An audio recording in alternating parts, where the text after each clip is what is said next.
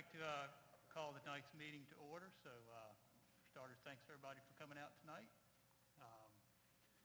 Our first agenda item is matters from the floor. So comments from the floor, this is a time for the school board to hear citizens. We will conduct this period in an orderly and respectful manner. There are 13 citizens who have signed up to speak, and each person will have 3 minutes. At the conclusion of all speakers, I, as chairman, will make a statement on behalf of the board. Ms. McClanahan, the first speaker. Rick Elkins. Rick Elkins.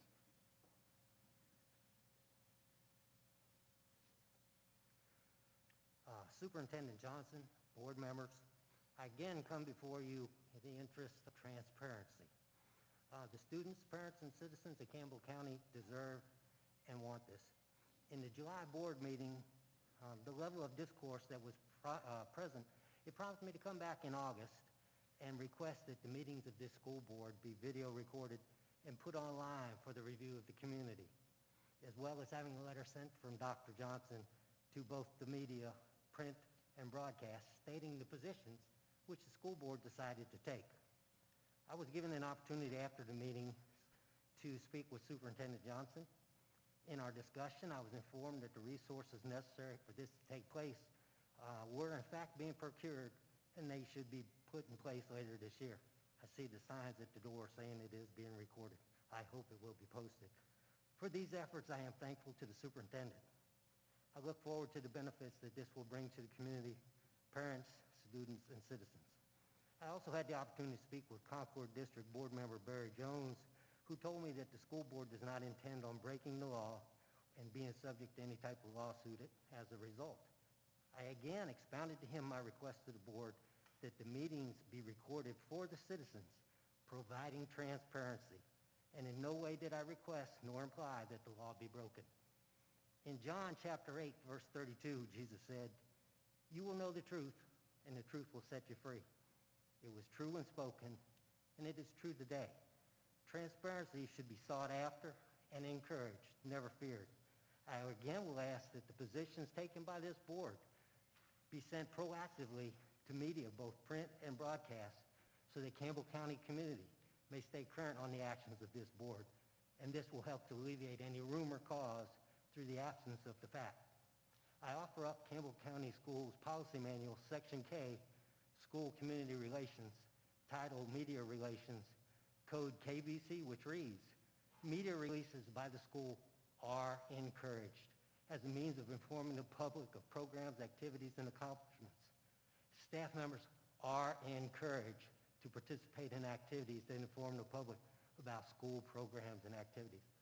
Webster's Dictionary defines policy, a definite course or method of action selected among alternatives in light of conditions to guide and determine present and future decisions. In both July and August, individuals were turned away from addressing the board per Campbell County School Board policy, which was adopted in June of 2003.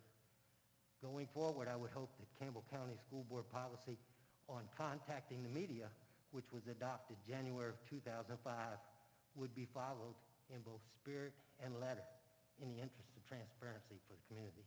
Thank you. Thank you, Mr. Elkins. Go ahead, next speaker. Ann Parker. Ann Parker.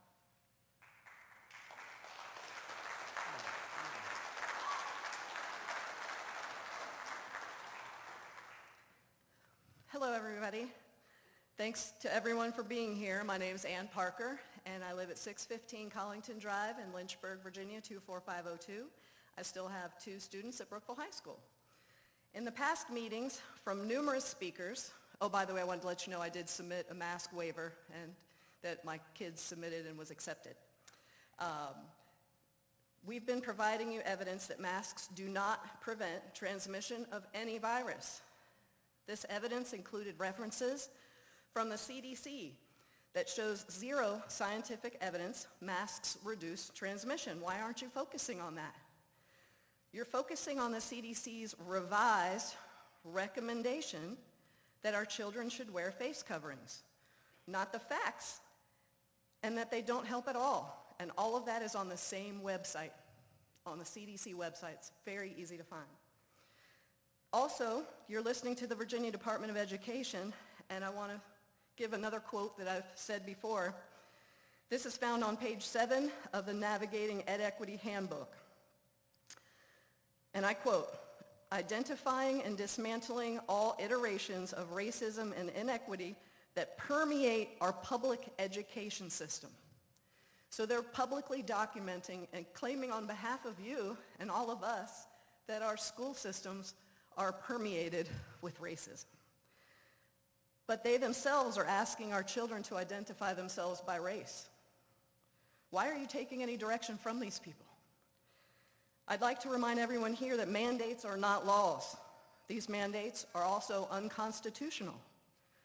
Remember our own Code of Virginia, and I quote, "A parent has the fundamental right to make decisions concerning the upbringing, education, and care of the parent's child." Since you guys cited risk as a reason for masking our children, I'd like to propose a solution. Hold harmless agreements. The hold harmless agreements would release you from all liability for those who choose to breathe freely while in your care. The hospitality industry, I just signed one last Monday myself at a hotel. Hospitality industry and countless businesses are using these. Why aren't we? There are two options I think that should be considered. One, have folks sign the hold harmless agreement for the waivers for in-person instruction and have masks be optional, or opt in for virtual learning. I know this takes time to implement. I've actually prepared a hold harmless draft, and it's available upon your request. I also think that everyone here who agrees with my position would be excited to see this become effective on January 1st. We ask you to do what's right and stand up for our teachers, staff, and students. Thank you so much.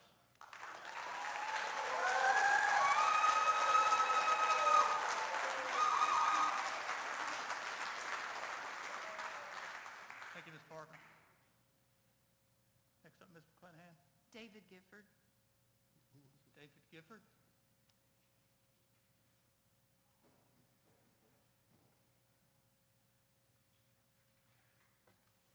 Let my people go.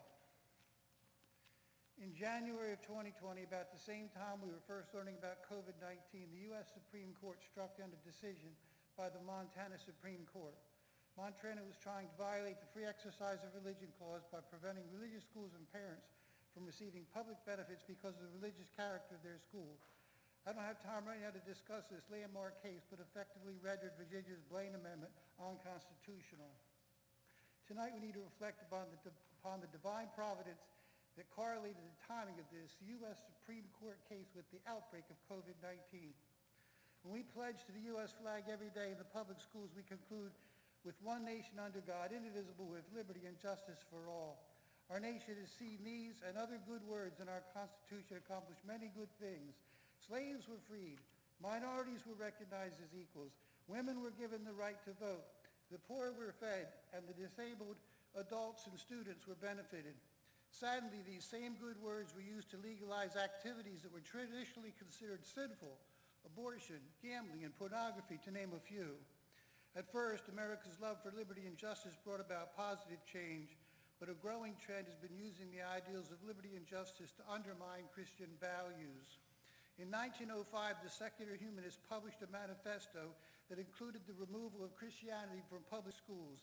They succeeded in this in the early 60s by removing teacher-led Bible teaching and teacher-led prayer from government-sponsored schools. Some of the schools in the South continue this for a certain length of time, and the only vestige of this is often a moment of silence. Even holidays such as Christmas and Easter have been degraded to winter and spring break. The secular humanists have had their turn, and the results have not been good. Now it is time for Christians to claim their rights. Our Constitution is clear. Congress nor any state can make no law respecting an establishment of religion, but neither they can prohibit the free exercise of religion. Tonight we need to hear the words of the Supreme Court Justice John Roberts, who wrote the majority opinion in the Montana case. He wrote, disqualifying otherwise eligible recipients from a public benefit solely because of their religious character imposes a penalty on the free exercise of religion that triggers the most exacting scrutiny. Montana's no aid provision bars religious schools from public benefits solely because of the religious character of the schools. The provision also bars parents who wish to send their children to religious school for those same benefits, again, solely because of the religious character of the school. This is apparent from the plain text. Robert's words, the most exacting scrutiny, needs special emphasis. If someone claims that their God, their religion, requires something of them, who are you to judge?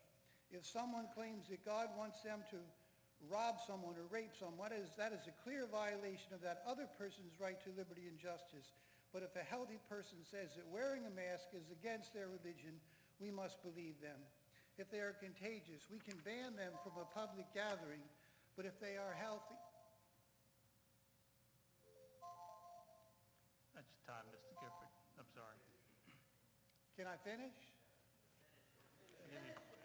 Mr. But if they're Gifford, healthy, Mr. we Gifford. must not treat them as if they were contagious. We must not punish the righteous with the wicked. People can volunteer to wear a mask or volunteer to get a vaccine, but treating a healthy person as if they were contagious violates their liberty. It robs them of justice. It robs them of their life. Personally, I wear a mask in LCS schools, and I received my first vaccine today.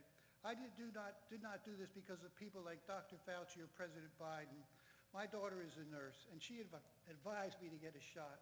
Mr. Gifford. President Trump, who fast-tracked the vaccine, advises everyone to get one. But Mr. he Gifford, says it should be... sorry, time's up.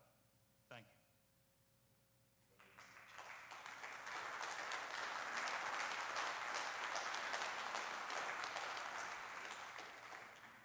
Next, Ms. McClanahan. Eve Reinard. Eve Reinard. Thank you.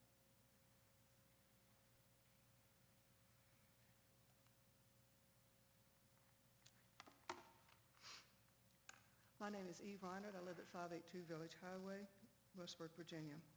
As a graduate of Rustburg High School, a Virginia Tech Hokie, and a retired Army police officer, having read Mark Levin's book, American Marxism, I believe our nation is under attack from an ideology that is profoundly different from that of our patriotic forefathers who were grounded in godly principles. This strange mindset has been approved at national and state levels, and I stand with others trusting that we can keep it from local levels in our schools where the intent is to train our children to believe in Marxist ideals. My issues of concern tonight are interaction with the public and the upcoming election. Interaction with the public, subpoint A. This venue change announcement within days of today's meeting. I am thankful for our change in venue to this location after months of asking for all to hear and see everyone and everything that transpires versus being separated in an overflow room where many were never seen, could not see or hear due to space constraints and technical difficulties.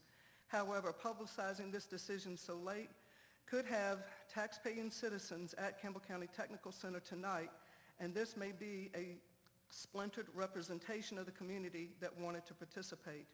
Will future meetings continue to be held here at Rustburg High School Auditorium? Subpoint B. Agenda is not out early enough. For each month's school board agenda to not be put out for public review weeks ahead of the meeting in order to know what the board intends to cover and whether or not, as a citizen, he or she wants to speak or attend is problematic. Currently, the agenda is not released electronically until Friday after the noon suspense for the public to call in to sign up to speak. This list of people is not printed on the agenda or what they plan to speak on, and therefore does not constitute a reason for the rest of the agenda to be held for release.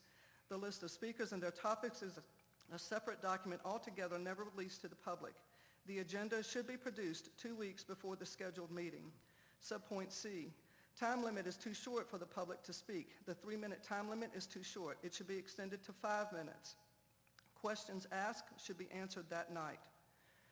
D, lack of trust in county leadership making decisions without county input, specifically the vape shop that is currently located across from the middle school.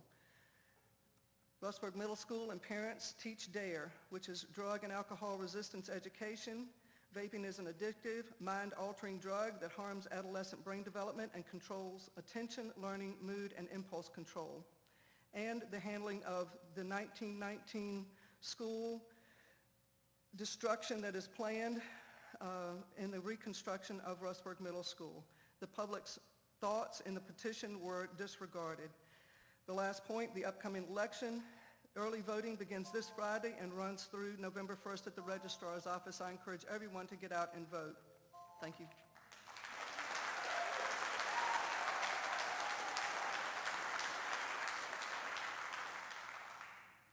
Thank you, Ms. Reiner. Next speaker, Ms. McClanahan. Rob Ross. We have Rob Ross. Rob Ross here tonight. Okay, next speaker, Ms. McClanahan. Jeremiah Melvin. Jeremiah Melvin.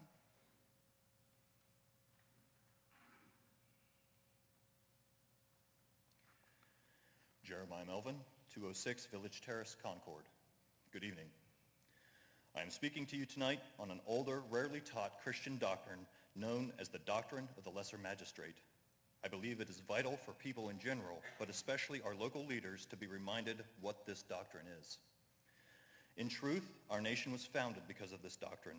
From the writings of the reformer John Calvin to the political and spiritual reformation in Scotland and England through people like John Knox and Samuel Rutherford, we find this doctrine taking shape. John Locke took this Christian doctrine and secularized it.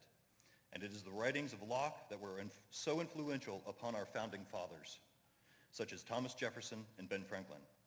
Then there was the Black Robe Regiment, which was a society of Christian ministers around the time of the American Revolution who, by their understanding of this teaching, encouraged the people to stand up for their rights and make a defense against a tyrannical government. Our nation was founded because of this Christian doctrine. So what is the doctrine of the lesser magistrate?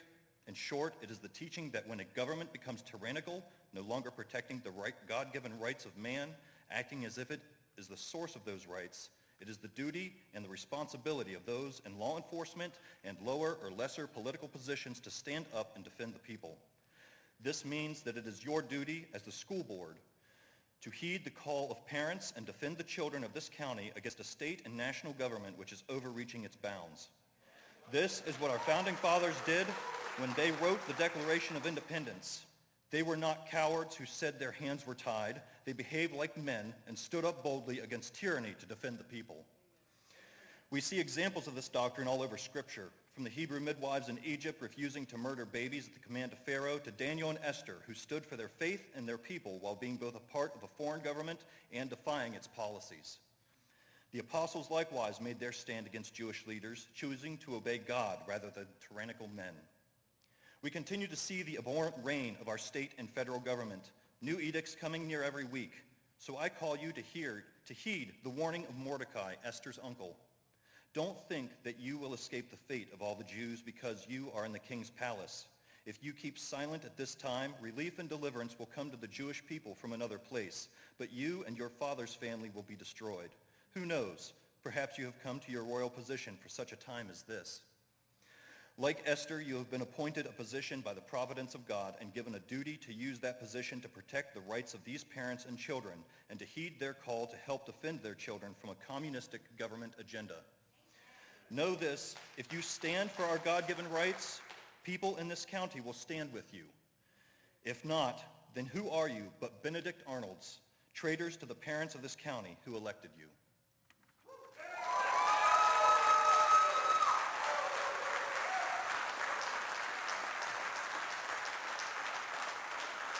Thank you, Mr. Melvin. Ms. McClanahan, next speaker. Phil Stevens. Phil Stevens.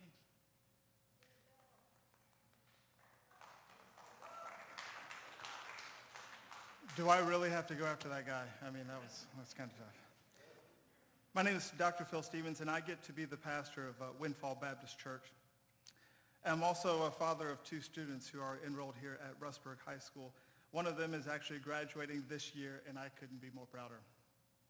As a pastor, I speak against sin at my church, not just because I love God, but because I have seen sin destroy families, communities, and even countries. It is for all three of these institutions that I'm here today to speak against critical race theory and the racism it promotes. At the fundamental core of CRT is racism, a hatred for others simply based on the color of their skin. It has even gone so far as to make people feel guilty for the sins of others who lived hundreds of years before them. The end result of racism will go far beyond simply bullying, cussing someone out, or even fighting. History has revealed and proven over and over again that racism ultimately leads to death. On the other hand, our beloved Declaration of Independence reminds us of a more excellent value, that all men are created equal and endowed with certain unalienable rights, life, liberty, and the pursuit of happiness. Beyond even that, God has created everyone in his image, and his love for all mankind is so great that he died to set us free. God now asks us to love others just as he has loved us. It has been reported to me that no vote or decision has been officially reached by this board because there are no known places where CRT or racism has been found within the curriculum. This, of course, begs the question, why not be proactive? Why not send a message to the parents in this room and assure us that this hateful, ungodly philosophy has no place in our schools? Why not show leadership? Why not do what over 20 governors across the country have already done and stop it before it ever gets a foothold? I pray that every school board across this great commonwealth would send a message loud and clear to Richmond and the Department of Education that CRT or any form of it whatsoever has no place in our schools. Proverbs 14:23, righteousness exalts a nation, but sin is a reproach to any people. Thank you.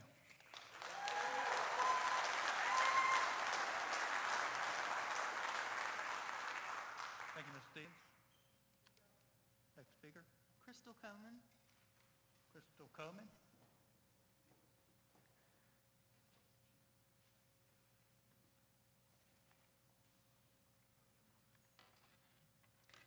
Good evening. I am Crystal Coleman from Alta Vista, Virginia. I have spoken to you many times, all in a dignified and respectful manner. I will keep that countenance this evening despite the comments that need to be made. First, as a taxpayer and ardent supporter of our schools, I expect complete and concrete answers to the questions I posed at the last meeting. A canned, generic comment made by the board chairman isn't cutting it. That merely demonstrates a lack of communication and transparency. Second, to the board member who rudely scoffed at me and dismissed me with a "why are you giving me this?" as I handed out information on critical race theory prior to the last board meeting, I say, I am a professional and a woman who has been a dedicated and respected employee of this school system for the past 22 years. I am not, therefore, going to play that good old boy junk. Had I been a man, you would have shaken my hand, taken the information, and said thank you. Underestimate me as a woman, and let's see how much fun that will be. And lastly, the disgust that has been weighing on me since last month's board meeting. To the board member who proclaimed that this board was not going to draw a line in the sand as there was no reason to draw attention to our county, let some other county do it. I say, thank God the 40 brave souls on Flight 93 knew how to draw a line in the sand in Shanksville, Pennsylvania. Every member of this board was elected by us, the people. You serve at our discretion and serve to represent us. Your job is precisely to draw a line in the sand, if that is what is needed to protect our students from whatever the threat might be. I know what it is like to serve on various boards.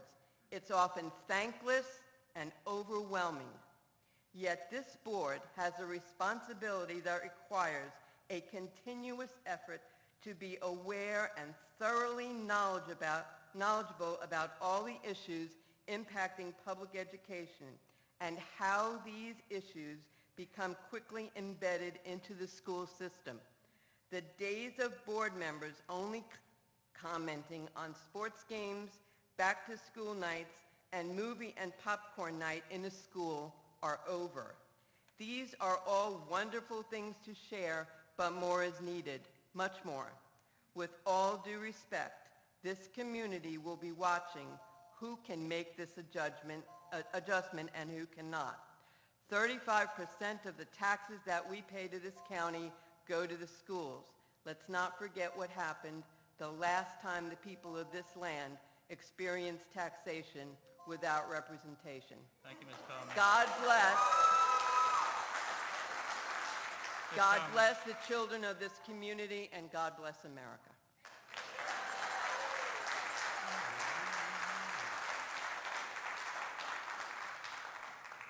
Thank you, Ms. Coleman. I ask the audience to please keep your response to a minimum to allow other speakers to proceed. So thank you. Ms. McClanahan? Barry Tyree. I'm sorry? Barry Tyree. Barry Tyree?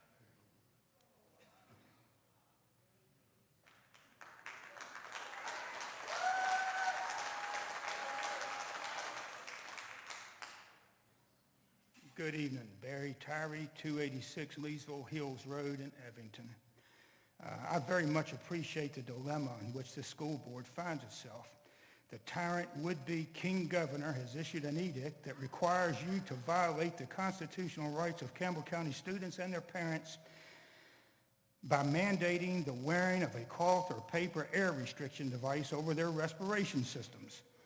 Also, as I understand it, the county's insurance provider is a hindrance to you defying the would-be king's orders. The people of Campbell County are not the cause of your dilemma. This dilemma is the direct result of an overbearing government and the monetary concerns of the insurance provider. Nobody has the authority to make me, my children, or my grandchildren cover our breathing holes with any restrictive device whatsoever, ever. God gave us the breath of life, and by God, I intend to breathe it without restriction. You are public servants to the people of Campbell County. You represent us, not the governor, not the attorney general. You did not sign up to fight unconstitutional edicts issued by Richmond, I understand. If you do not possess the necessary fortitude to stand up to Richmond on behalf of the people of Campbell County, I urge you all to resign. We will replace you with someone who does have the required fortitude to fight Richmond. If, on the other hand, you are willing to fight for your constituents, rest assured there are many of us, a bunch of us right behind me, who will have your back. We will fight with you and for you. This is a winnable battle. The Goochland County School Board has just written a letter to the governor and the attorney general stating that the Goochland School Board is refusing to abide by the governor's edicts. I quote, according to Article Roman numeral 8, Section 7 of the Constitution of Virginia, the supervision of schools in each school division shall be vested in a school board to be composed of members selected in a manner for the term possessing the qualifications and to the number provided by law. I further quote, we believe Senate Bill 1303 passed by the General Assembly and signed into law by Governor Northam is unconstitutional. In its current form, the law oversteps the authority granted to school boards by the Constitution. This law is just one of many examples of government overreach that infringes upon our ability to make local decisions for our community. You have the responsibility to adhere to the demands of the people of Campbell County. We, the people, will not go away. We will not forget. We will hold each of you accountable. As far as CRT, my time's running out. I will leave you with this. If some gender-confused boy goes in the bathroom while my granddaughter is in there, you won't have to handle it. The sheriff's department won't have to handle it. I will handle it.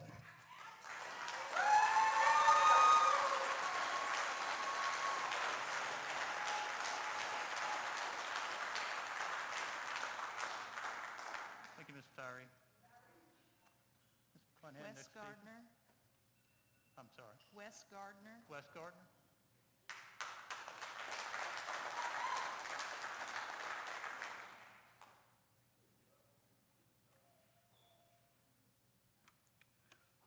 Wes Gardner, 69 Gracie Court, Evington. I don't like coming to these types of things. Not because the topics are unimportant, they most certainly are important, but not because of the time involved. We've all spent plenty of wasted time with our faces stuffed in our phones. No, I don't like coming to these things because I don't like getting lied to. Last month, we were all told about a number of emails from proponents of masking our children against the will of their parents. However, the email addresses for the school board members isn't even listed on the website. So, something that I believe should definitely be remedied. But by doing my civic duty, I filed a Freedom of Information Act request for any and all emails referencing masks. For all my due diligence, I only found 6 emails who were pro-mask or anti-parent is what I'm going to call them. Now the reason I say anti-parent, most importantly, is because most of these emails out of these 6 were from teachers. They weren't from parents. And what I found when I looked into these teachers was that some of them were running side hustles selling masks. So, not shocked why they might want masks. But more concerning to me was the fact that the emails from the parents existed. Parents who emailed their representatives on the school board. Parents who all shared the same concern for their child's well-being and safety. And all who stated the choice to mask falls with the parents. The same as the overwhelming crowd seen here, right now, and seen last month. Parents want masks voluntary, as they should be. But these parents were ignored. Then they were lied to. The school board had their mind made up and neglected to represent those who they serve. Richmond doesn't represent Campbell County. You do. If Richmond's going to call the shots, then the county should dissolve this board. Whole thing. Because it serves no other purpose than to act as a go-between or a middleman. That is not how a constitutional republic works. It's not a democracy. It's a constitutional republic. So I would strongly suggest that this board represent the people of Campbell County and reverse their previously flawed decision to mandate masks. Because this is clearly what the people of Campbell County want.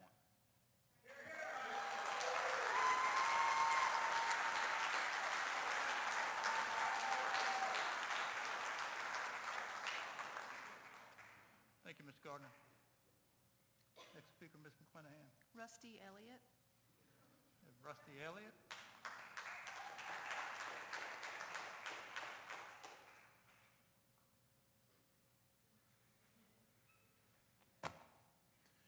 Good evening. I'm not sure that there's anything else I could say regarding masks, critical racist theory, or whatever you want to call it, or transgender bathrooms that's going to change anybody's minds. All 3 of these issues are meant to divide we the people.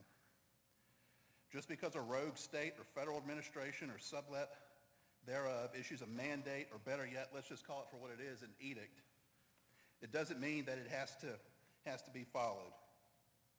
It takes men and women of courage to stand up to tyranny and to say no. Romans 12:2 says, "Do not be conformed to this age, but be transformed by the renewing of your mind, so that you may discern what is good, pleasing, and perfect will of God." Do any of you honestly believe you're following the will of God with this? Because you're not following our will. I graduated from Brookville in 1995. This is not the county that I grew up in or identify with. We the people keep being told to accept and embrace the culture the leftists are promoting, to move towards it. I'm here to say no. No, you move. Dr. Miller, a couple meetings ago, made a condescending comment that we are preaching to the choir and that we should address Richmond with these issues. Well, guess what? We are. But we are also addressing you as well. Since you folks are elected representatives, our expectation is that each one of you stand up for the will of the people and not the Department of Education or the state or the federal government or a union. Our forefathers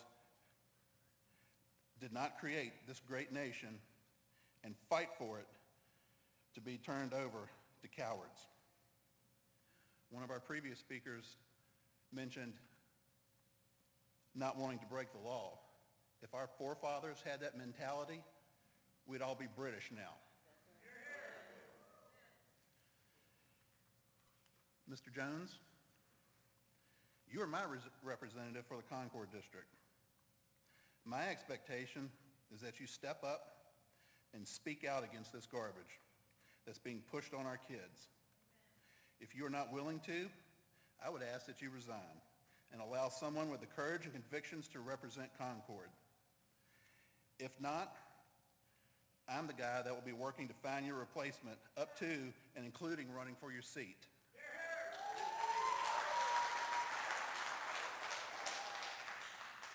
Finally, if the board is being threatened with lawsuits from Richmond or elsewhere, you're responsible for letting us know that. I'm not scared of Richmond or any other government entity. I will stand by anyone that is willing to do what is right by our kids and by our Constitution. I would imagine there are others here tonight that will stand with you against this tyranny. If there is anyone here willing to stand up with the school board against this nonsense, would y'all please stand up so they can see?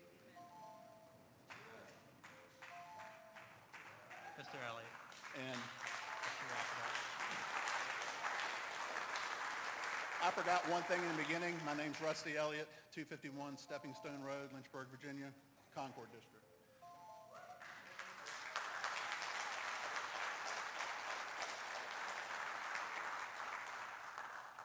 Thank you, Mr. Elliott. Ms. McClanahan, our next speaker. Dan Abbott. Dan Abbott.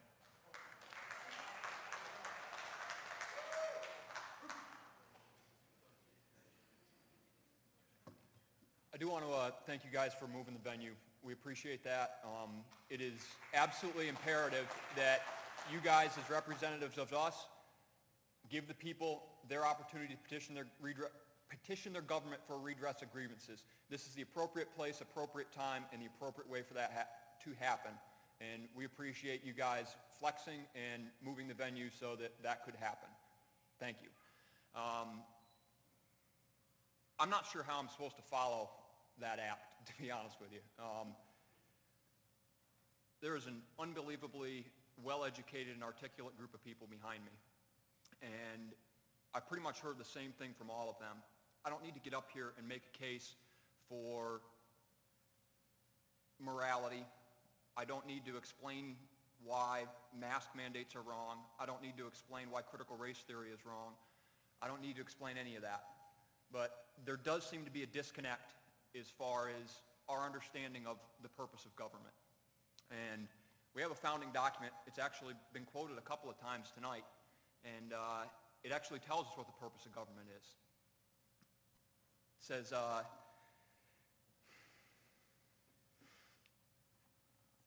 going to come back to that in a minute. I was having a discussion with somebody the other day about possibly moving to other states because they like the governor in Texas or they like DeSantis in Florida. And this gentleman said to me, he said, you know what? He said, if I knew what I knew or what I know about Campbell County and the people that live here and those that represent us here, he said, I would move from Texas or Florida to here to be represented by these people because it is so much more important that those lesser magistrates, that you guys and those that sit on our board of supervisors and the sheriff's department, all of those deputies and WIT, stand with their people and represent them well. And we have that here. You know, I constantly hear tyrant and, you know, whatever else, communist, Marxist slung around. I'll be honest with you, I don't believe that that's true. I think that everyone sitting up here, in my opinion, is probably a conservative Christian. That's just my opinion. I think you're being strong-armed by Richmond. And as Rusty just illustrated, there are a whole bunch of people here that are willing and eager to stand with you. And I will do one better than standing behind you. I will stand in front of you. If Richmond wants to pick this fight, They will come through us to get to you. That's just the way it is. Government exists to protect the individual liberty of their people, those whom they represent. That's why you guys are here. I get it. Nobody here signed up for that kind of fight. Nobody here ran for school board because they wanted to stand in a courtroom and face the Attorney General. I'm going to read 2 quotes really, really fast. Doesn't matter what the mob says. Doesn't matter what the politician or the mob say. Doesn't matter if the whole country decides that something wrong is something right. This nation was founded on one principle above all else: the requirement that we stand up for what we believe, no matter the odds or the consequences. When the mob and the press and the whole world tell you to move, your job is to plant yourself like a tree next to the river of truth, and you tell the whole world, no, you move. That's what we expect from you. Thank you.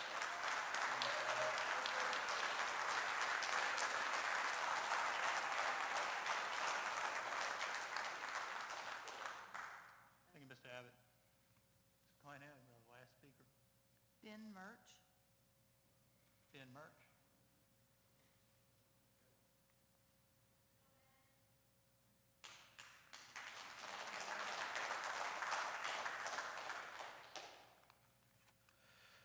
Members of the board, good evening. Nice face masks. They are as handsome as they are useless, and they're a symbol of your servitude.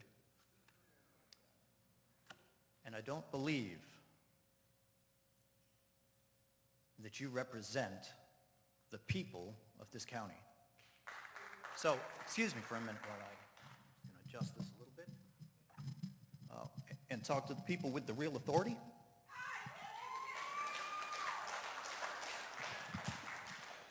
Each and every one of you have the power here. Each and every one of you, with power comes the responsibility of that power. You have a responsibility before God to conduct yourselves in a worthy manner, in a moral manner, before your God.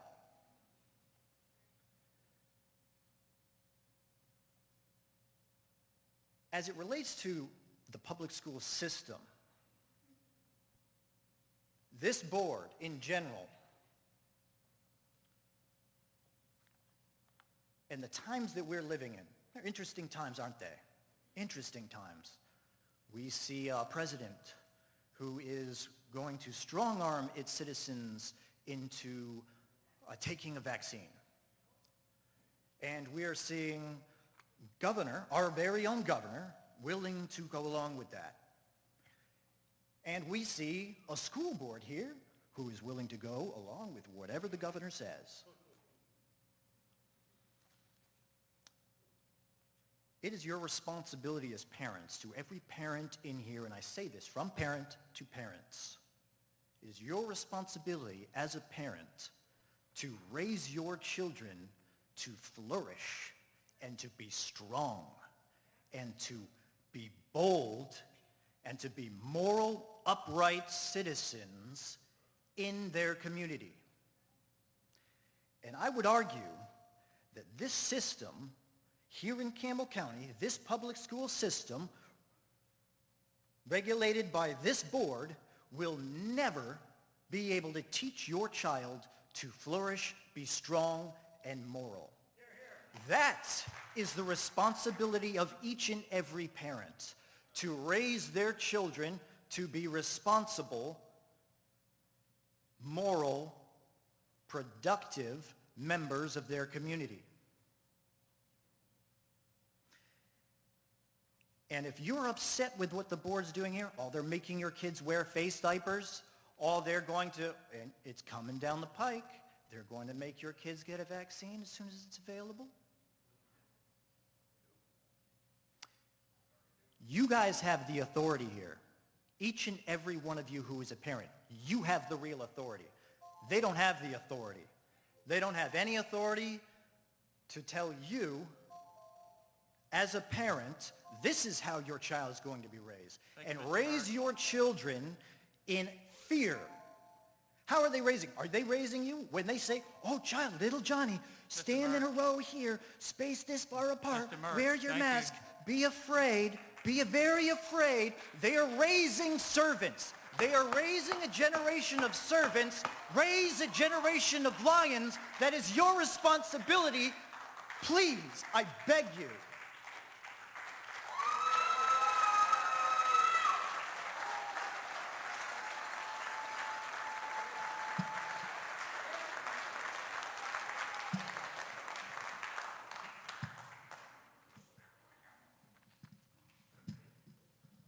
First, I want to thank everyone who came out tonight and for sharing their concerns. This is the third meeting that I've read a statement on behalf of the entire board.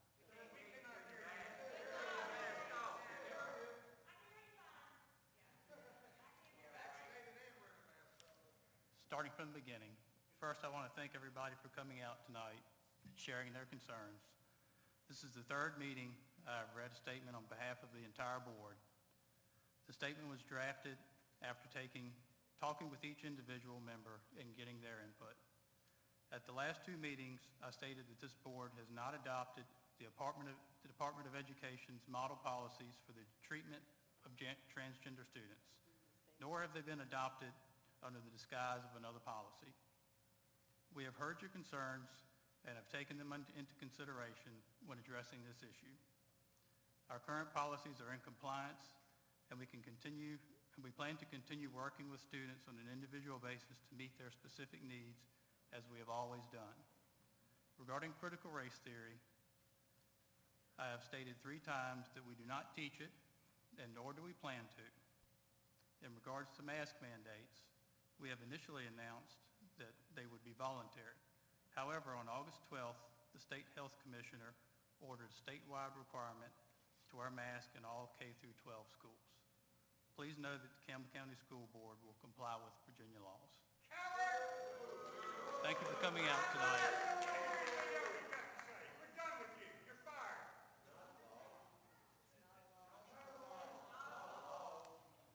We're going to move on to the next item on the agenda. We'll approve the August 9th, 2021 meeting minutes. I ask for a motion from the board. Mr. Chairman, I move that we approve the minutes of the August 9th, 2021 meeting. Second. Got a motion and a second on the floor. Do we have any comments? All those in favor, say aye. Aye. All those opposed? Motion carries. I would ask that people please silence and let us conduct the meeting in a professional manner. Thank you.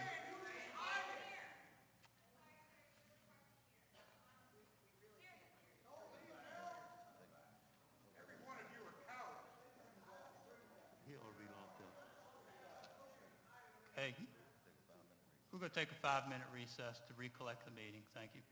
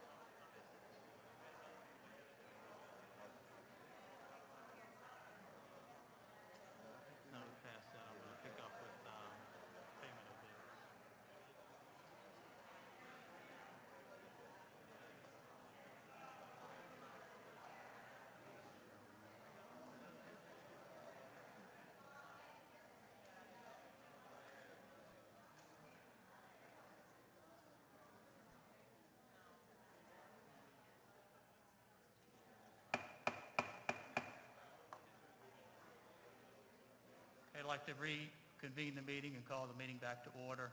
I would ask the respect of the folks at the meeting. I think myself and the board have tried to treat you with respect, and I would ask the same in return. Thank you.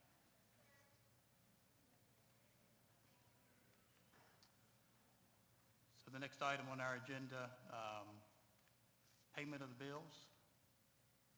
Do I have a motion? Mr. Chairman, I move we pay the bill as far as overlap. Second.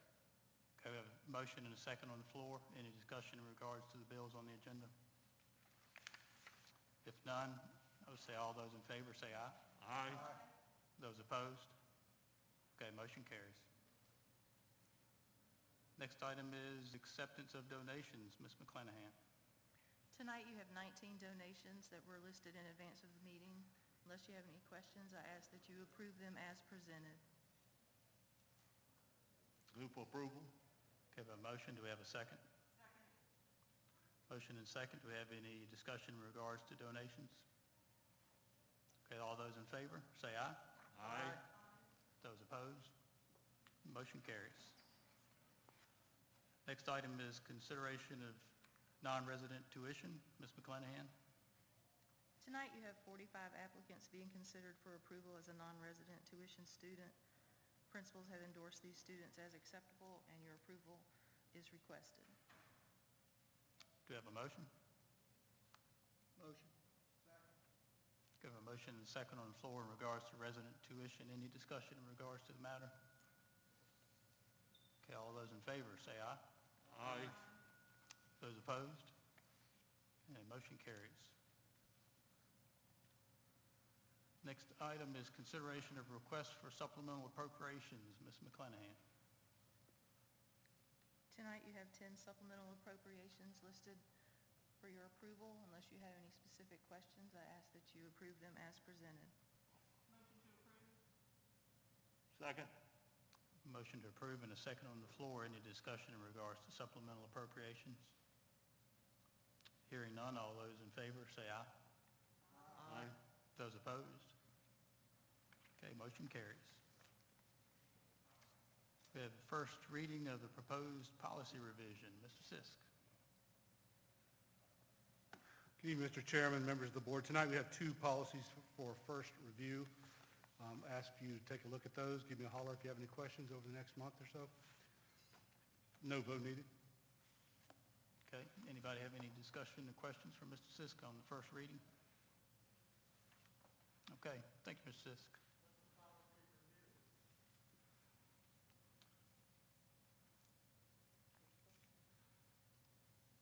Question on the policies, just a second. Purchasing policy and staff time schedules are on the first reading agenda tonight.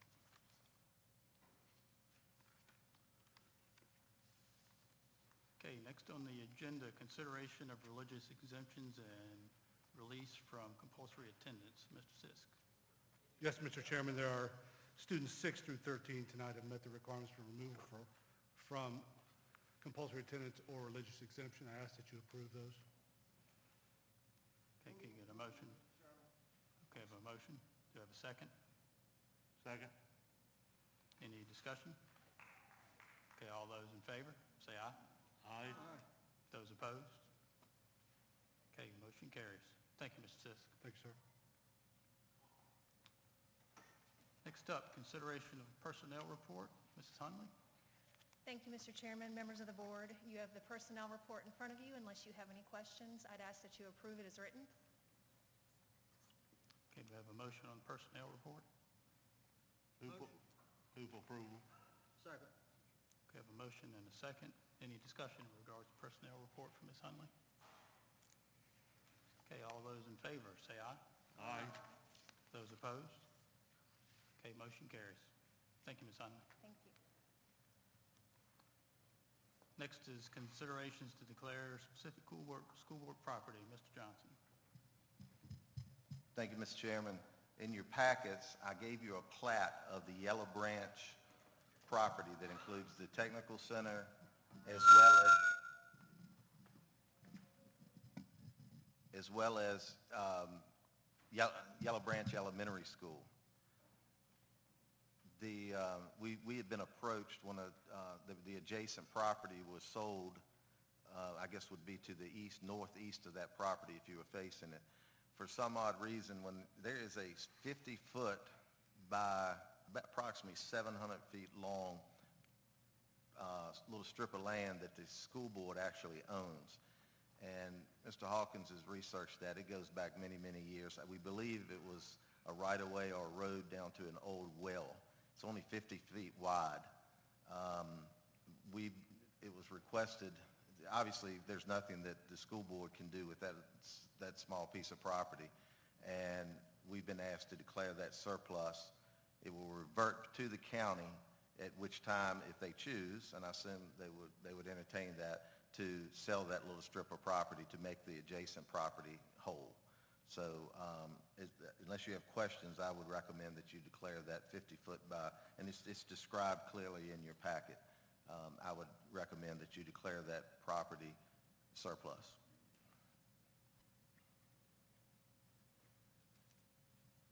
I make a motion.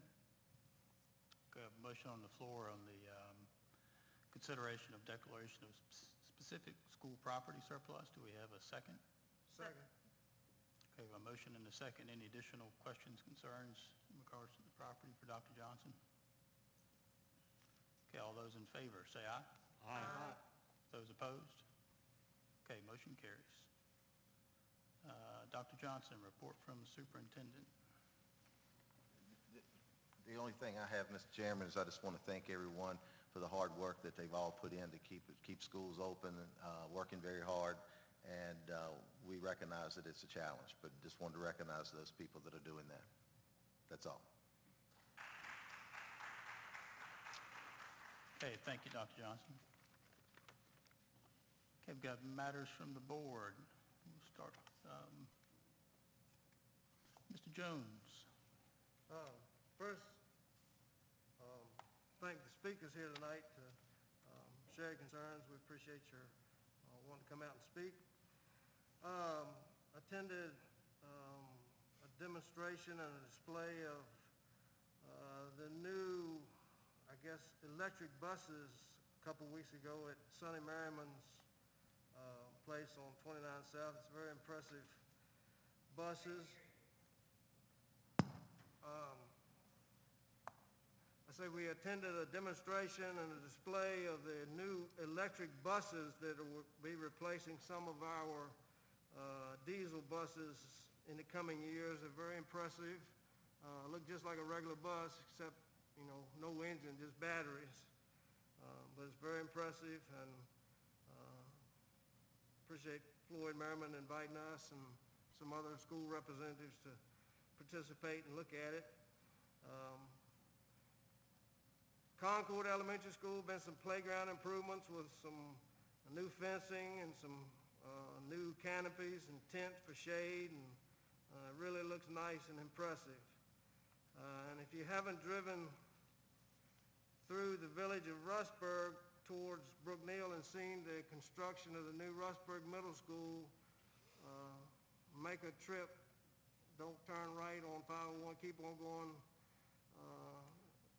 past the middle school and look at the new Rustburg Middle School. It's very impressive. If everything goes to schedule, we'll be going to school there next year, and certainly need to thank the current Rustburg Middle School faculty and anybody that works there, students, parents, for dealing with the construction and the new parking areas. It's a little bit tough this year, but it's going to be certainly worth it next year. And a special thanks again to all of the administration, faculty, students, everybody for the hurdles that we've encountered these first 5 years of the school year. From what I've heard, this year is a lot harder than last year. There are a lot more unexpected hurdles and things that our teachers and administrators have had to deal with, but just want to express my appreciation, and sure I'm speaking for the whole board. Just thank everybody for their efforts, and and their hard work. And certainly, last but not least, thank Dr. Hale for having the auditorium ready for us to use tonight for the meeting. And that's all I got. Okay, thank you, Mr. Jones. Ms. Ripken. Just to echo what Mr. Jones said, thank you to everyone who came out and spoke tonight. Thank you also for all of the hard work in getting this school year started. I know the district that I work in, not the one that I represent, but the one I work in, it's been different this year. And so I can only imagine how hard it's been in Campbell County knowing what I know from my experience there. I would like to say that while we all have different opinions about masks and whether or not they should be needed, some of our students are directly experiencing loss because of COVID, and we need to be sure and keep those students in mind and wrap them in love in our community at this point, because whether or not we believe COVID is real or masks or whatever, these children are still experiencing losses, whether indirectly or directly from COVID, and no child should have to go through the loss of a parent or a grandparent. So we need to be sure and wrap them in our arms and love on them as well during this time. Thank you, Ms. Ripken. Mr. Epperson. Yeah, I too would just like to thank everyone for coming out tonight and exercising your right to speak and be heard. We will, as Mr. Phillips said, we will take your comments under advisement. And I'd like to reiterate Mr. Phillips' comments with regard to transgender, CRT, and mask mandate. Our position is not changed on this. And so, I mean, with respect to the governor's, the change of the mandate or the law requiring masks, that's the only thing that's changed. We still has taken a stance that we are not adopting the governor's policy on transgender, and we are not and don't plan to teach critical race theory. Thank you again for everyone for coming out. We appreciate it. Thank you, Mr. Epperson. Mr. Brandt. I want to thank everyone for coming out tonight, spending your time here with us, expressing yourselves. Also, I attended the activities we had at Sunday Merriman with the buses and all. It was a very good learning experience. Also, I'd like to thank Rossburg High School for fixing everything up for us so nicely this evening. Also, a big thank you to all of our faculty, students, parents, everyone who have been so helpful in trying to keep a very difficult year going with our school system. But thanks to everyone who has been a part of trying to be part of the solution. Thank you. Thank you, Mr. Brandt. A couple of things tonight. I wanted to mention, first off, Rossburg High School. Thank you, Dr. Hale, for hosting our meeting tonight. Also, congratulations. We had a ring ceremony for the volleyball team and for the outdoor state track champions at the last football game. So congratulations to all those student athletes. And also coming up this Friday night, we'll have a ring ceremony for the softball state champions. So congratulations to them upcoming this ring ceremony as well. So also I got some feedback from Rossburg Elementary School. Mrs. White, thanks to her and her staff, they're working through some difficult times with COVID and contact tracing, and so kudos to not only her and her staff, but also all of the staff and the teachers throughout the county trying to manage us, keeping schools open throughout as we work our way through this pandemic. So thank you to all those teachers and staff working hard every day and on weekends to keep kids in school as much as possible. And lastly, thanks for the citizens that came out tonight. We appreciate your feedback. We take it seriously. We take it under consideration. And we'll try to circle up with some postings on the website and so forth to give you some feedback as well. So, but our main objective here tonight is to hear what you folks have to say so we can take that under consideration on how we move forward. So thanks for your time. And if I can have a meeting to adjourn or a motion to adjourn the meeting. Move for adjournment. Get a second? Okay, thank you. Meeting adjourned.